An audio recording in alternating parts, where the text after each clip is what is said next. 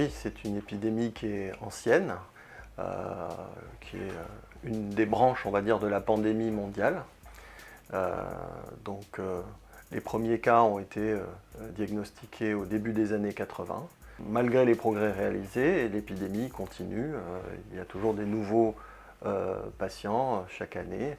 Même si elle augmente moins vite, elle augmente. En Guyane, depuis plus de 20 ans, la prévalence chez les femmes enceintes est autour de 1,3% des femmes enceintes qui sont infectées par le VIH. Chez les 15 à 45 ans, on estime que la prévalence elle est autour de 1,6%.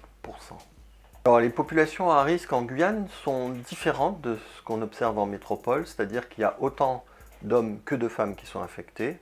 On trouve du VIH sur tout le territoire, à l'est, à l'ouest, à Cayenne, à Kourou, dans les communes de l'intérieur.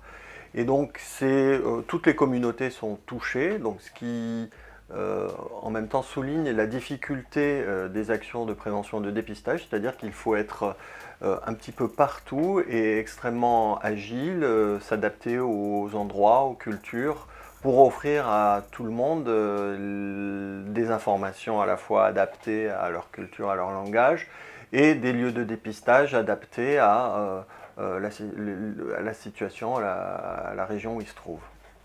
Le dépistage, je dirais, c'est la chose la plus importante aujourd'hui, c'est l'enjeu majeur. C'est-à-dire qu'il y a toujours des personnes qui sont infectées et qui ne le savent pas. Et quand on ne le sait pas, on continue d'avoir des relations sexuelles et ça peut transmettre le virus.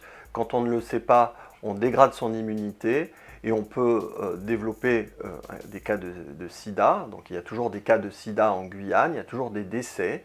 Et donc vraiment notre objectif stratégique premier, c'est de faire fondre ce réservoir de personnes infectées qui ne le savent pas. Quand on n'est pas détectable, quand le virus est contrôlé par les traitements, eh bien, les personnes ne transmettent plus la maladie. Donc, c'est vraiment le cœur du problème. Et s'il y avait une chose à retenir, c'est faire le test et progresser sur le dépistage. Le dépistage, comme les personnes ont des contraintes différentes, il faut qu'il y ait une palette de possibilités de dépistage. Alors ça peut être dans les Cégide, dans des laboratoires, en allant voir votre médecin traitant et qui vous fait une ordonnance pour faire une sérologie. Ça peut être à l'hôpital. Il y a des associations de terrain, de plus en plus d'ailleurs, qui font des TROD, tests rapides d'orientation diagnostique. Dans les pharmacies, il peut y avoir des autotests, etc. Donc il peut y avoir tout un tas de façons de faire le test. Il faut choisir celle qui correspond le mieux aux souhaits des personnes, à leur emploi du temps, à leur lieu. Alors en Guyane, on estime qu'il y a plus de 3000 personnes qui vivent avec le VIH.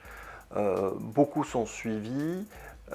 Certains sont perdus de vue, parce que vous savez qu'en Guyane, il y a beaucoup des gens qui viennent, qui partent, donc c'est ce qu'on appelle des perdus de vue.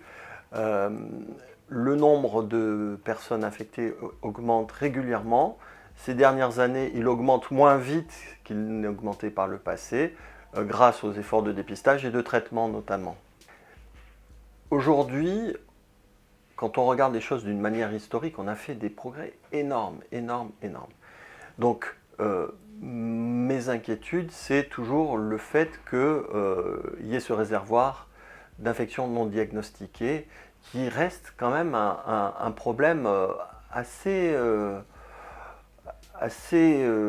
rebelle, hein, parce que chaque année, on voit qu'il y a 30% des gens qui sont diagnostiqués avec une infection avancée. Et quoi qu'on fasse, on reste à 30%. Donc c'est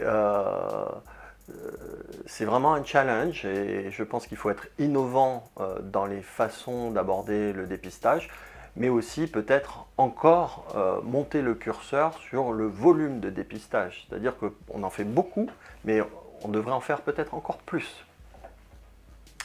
Alors mes espoirs, c'est autant je disais qu'on a toujours 30% qui arrivent tard, mais il semble, sur les derniers modèles, qu'en fait le réservoir, ils font quand même. C'est-à-dire qu'en termes de pourcentage dépisté tard, ça reste pareil, mais il y en a peut-être un petit peu moins.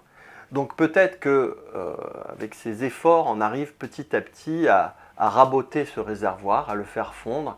Et mon espoir, c'est qu'en étant persévérant, en étant stratégique, en continuant, en ne baissant pas les bras, eh bien, dans 5, dans 10 ans, on verra petit à petit ce réservoir fondre. Et donc, ça veut dire peut-être les nouvelles infections être réduites, et puis qu'on arrive à avoir toute la population sous traitement, en bonne santé, vivant sa vie, comme vous et moi. Et voilà, ça c'est mon espoir. Donc c'est à ça qu'on travaille.